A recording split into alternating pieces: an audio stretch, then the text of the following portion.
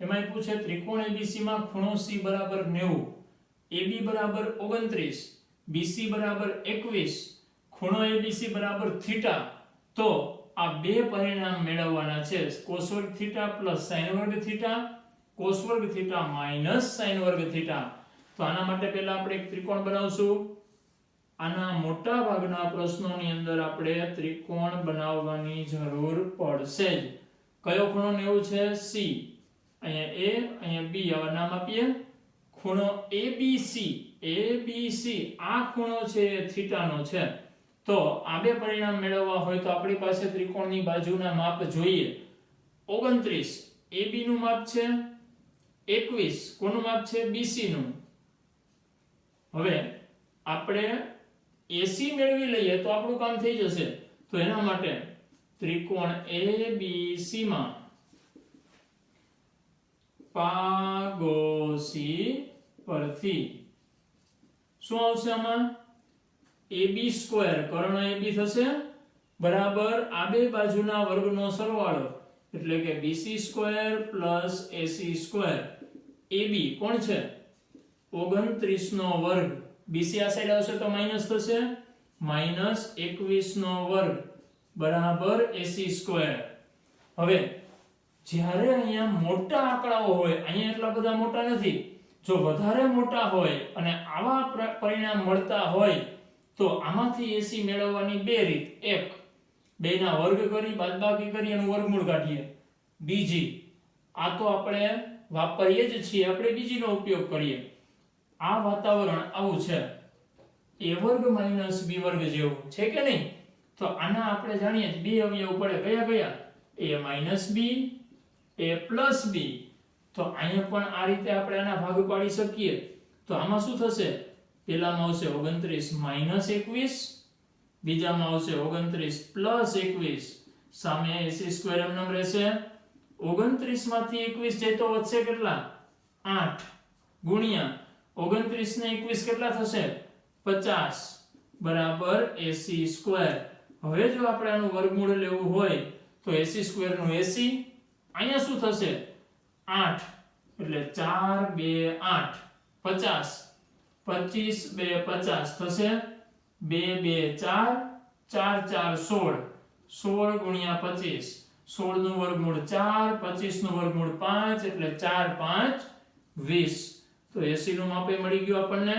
કેટલું મળ્યું? 20.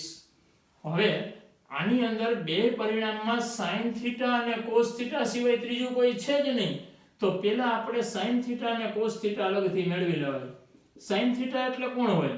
સામેની બાજુ એટલે કે AC, છેદમાં કર્ણ એટલે કે AB. તો કર્ણનું માપ કેટલું છે? સોરી, સામેની બાજુનું 20, છેદમાં AB કોણ છે? 29 છે. હવે બીજું છે cos થીટા. cos થીટા બરાબર શું થશે? પાસેની બાજુ BC છેદમાં કર્ણ AB. BC નું માપ છે 21, છેદમાં આવશે 29. બે પરિણામ મળી ગયા. હવે આપણે આની અંદર કિંમત મૂકવાની છે. એના માટે આપણે શું કરશું? પહેલું પરિણામ કયું છે? cos વર્ગ થીટા પ્લસ sin વર્ગ થીટા. cos વર્ગ થીટાની કિંમત શું છે? તો cos થીટા આપ્યો છે 21 છેદમાં 29 એનો વર્ગ પ્લસ sin વર્ગ થીટા એટલે કે 20 છેદમાં 29 એનો વર્ગ. વર્ગ બેને જુદા જુદા આપી શકાય. લસા લેશું તો છેદમાં આવશે 29 નો વર્ગ. જો લસા લેવો મતલબ ઉપર શું છે? 21 નો વર્ગ છેદમાં 29 નો વર્ગ. આને અલગ અલગ છેદ આપશું, વર્ગ આપશું તો પ્લસ બીજામાં આવશે 20 નો વર્ગ છેદમાં 29 નો વર્ગ આવશે. છેદ બેયના સરખા છે તો લસા લેતી વખતે આખાઈનો છેદ એક સરખો લખી શકાય. અહીંયા શું આવશે? 21 નો વર્ગ. 21 નો વર્ગ કેટલો હોય? 441 પ્લસ 20 નો વર્ગ 400. તો હવે શું થયું? અંશમાં 841 અને 29 નો વર્ગ પણ 841 થાય એટલે આ બે ઉડી ગયા. વધ્યું શું? 1. એનો મતલબ એમ કે આનો જવાબ મળે છે 1. હવે આનો જવાબ જેમ 1 મળ્યો એ જ રીતે આ બેની બાદબાકી કરીએ તો અહીંયા વચ્ચે માત્ર નિશાની માઈનસ ની આવશે, બાકી પ્રોસેસ સરખી. અહીંયા આવશે માઈનસ 2 ની બાદબાકી થશે 41 છેદમાં 841. બસ, તો બીજું પરિણામ જાતે તમે મેળવી શકો. ત્યાર પછી આપ્યું છે ઉદાહરણ 4. ઉદાહરણ 4 ની અંદર શું છે? ત્રિકોણ ABC માં ખૂણો B 90. કેવું? 90. તો આપણે કાટકોણ ત્રિકોણ બનાવીએ. ખૂણો B 90 નો છે. હવે એમાં એક વસ્તુ આપી છે tan A બરાબર 1. તો ચકાસો કે 2 sin A cos A બરાબર 1. એ ખૂણા માટેની આપણને વાત કરેલી છે. tan A બરાબર 1. tan A આનું મૂલ્ય tan માટે શું થશે? સામેની બાજુ છેદમાં પાસેની બાજુ, એટલે કે BC છેદમાં AB બરાબર 1. AB સામે જશે તો શું થશે? BC બરાબર AB. એનો મતલબ એમ કે આ બે બાજુ સરખી થઈ. જો આ બે બાજુ સરખી હોય તો ત્રિકોણ કેવો થશે? સમદ્વિબાજુ કાટકોણ ત્રિકોણ. BC બરાબર AB મળ્યા, આના બરાબર આપણે x ધારી લઈએ. x લેતા એટલે આનું માપ x, આનું માપ x. AC નું મેળવવું હોય તો ત્રિકોણ ABC માં ખૂણો B બરાબર 90. તો પાયથાગોરસનો પ્રમેય વાપરશું તો AC² બરાબર આ બેના વર્ગનો સરવાળો થશે, એટલે કે x વર્ગ વત્તા x વર્ગ. તો AC² બરાબર શું થાય? x વર્ગ પ્લસ x વર્ગ 2x વર્ગ. બે સાઈડ વર્ગમૂળ લઈએ તો 2 નું વર્ગમૂળ ના નીકળે એટલે √2 એમનો x વર્ગ એનું થઈ જશે x. તો AC નું માપ મળ્યું √2x. હવે આપણે આ પરિણામ ચકાસવાનું છે. હવે ચકાસવું એનો મતલબ શું? અહીંયા sin અને cos ની કિંમત મૂકી આ સાઈડ, તો સામેની બાજુ આપણને મળવી જોઈએ. કિંમત આમાં મૂકવાની, આ મળે તો પરિણામ સાચું, બાકી ખોટું. તો આના માટે જરૂર કોની કોની છે? sin અને cos ની. તો sin એટલે શું થશે? sin A સામેની બાજુ છેદમાં કર્ણ. એનો મતલબ એમ કે x ના છેદમાં √2x. x ઉડી જશે તો વધ્યું શું? 1 ના છેદમાં √2. આ મેળવો sin A. એ જ રીતે cos A મેળવીએ. cos A માં શું થશે? પાસેની બાજુ છેદમાં કર્ણ. તો એમાં શું આવશે? x ના છેદમાં √2x. આમાં x ઉડી જાય તો cos A બરાબર શું મળ્યું? 1 ના છેદમાં √2. તો બે પરિણામ મળી ગયા, sin અને cos. sin અને cos મળી ગયા. હવે આની અંદર આપણે કિંમત મૂકવી છે તો આપ્યું શું છે? 2 sin A cos A બરાબર 1. આમાં આપણે જે સાઈડ હોય એનો આપણો જમણો હાથ હોય બરાબરની એ સાઈડને આપણે જબા કહેશું, જમણી બાજુ. જે સાઈડ ડાબો હાથ હોય એને કહેશું ડાબી બાજુ, એટલે કે ડાબા.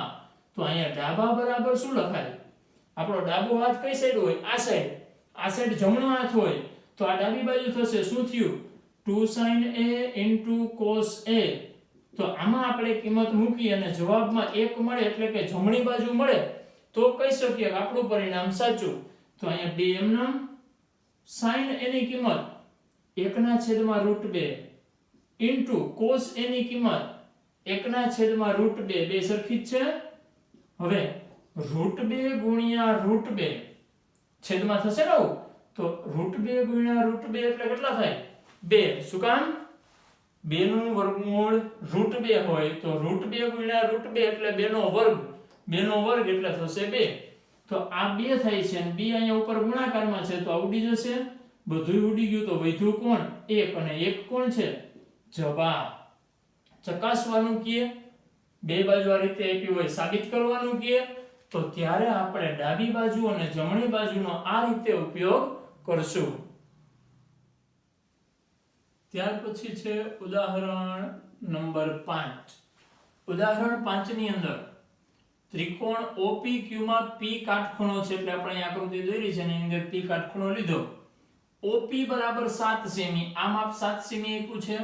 OQ minus OP બરાબર 1.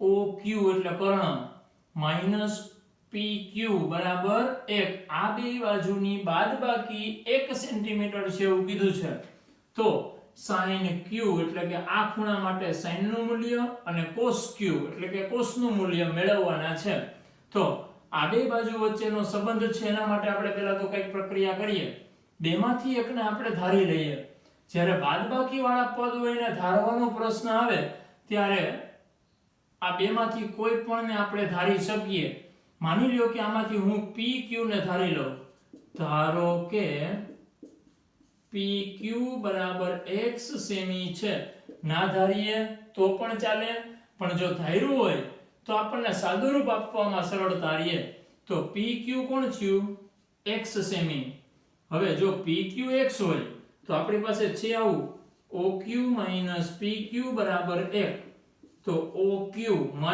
PQ ની કિંમત મૂકીએ કેટલી x બરાબર 1 તો OQ બરાબર શું થશે x સામે જાય તો પ્લસ થશે x પ્લસ 1 સેન્ટીમીટર તો આનું માપ મળી ગયું હવે જો આપણે sin અને cos મેળવવા હોય તો કર્ણની અને આ બાજુની જરૂર પડે તો એના માટે પહેલા આપણે x મેળવવો પડશે તો આમાં પાયથાગોરસના પ્રમેય પરથી આપણે x મેળવી શકીએ તો ત્રિકોણ OPQ માં ખૂણો P બરાબર 90 તેથી પાયથાગોરસનો પ્રમેય કર્ણનો વર્ગ કર્ણ કોણ છે x પ્લસ 1 એનો વર્ગ બરાબર બાકીની બે બાજુના વર્ગનો સરવાળો આ કોણ છે x પ્લસ 7 નો વર્ગ આ બેના વર્ગનો સરવાળો આના વર્ગ જેટલો હોય હવે આનો વર્ગ કઈ રીતે થશે x વર્ગ પ્લસ 1 નો વર્ગ એવું નહીં થાય અહીંયા આપણે a વત્તા b ના વર્ગ વાળું સૂત્ર વાપરવું પડે એટલે કે a વર્ગ પ્લસ 2ab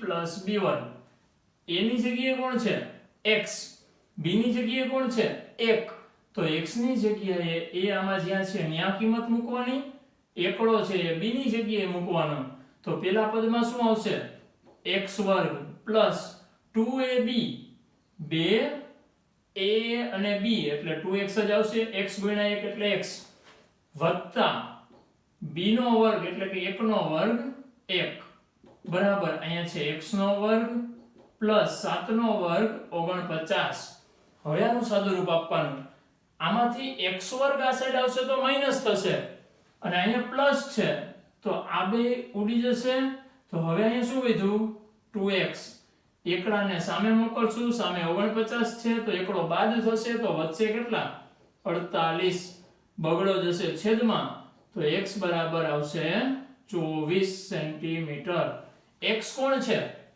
PQ તો લખી શકાય તેથી PQ બરાબર 24 સેમી અને OQ બરાબર કેટલા થશે x પ્લસ 1 x મળ્યો 24 ને 1 25 સેન્ટીમીટર તો હવે આપણી પાસે ત્રણ બાજુના માપ છે તો હવે sin Q અને cos Q ની કિંમત લખી શકીએ તો લખી શકાય sin Q અને અહીંયા લખીએ આપણે cos Q sin Q એટલે શું હોય સામેની બાજુ છેદમાં કર્ણ સામેની બાજુ OP છેદમાં કર્ણ OQ છે એ જ રીતે cos માટે પાસેની બાજુ PQ છેદમાં કર્ણ OQ કિંમત મૂકીએ OP કેટલા છે 7 છેદમાં OQ કેટલા છે 25 અને આની અંદર PQ 24 OQ 25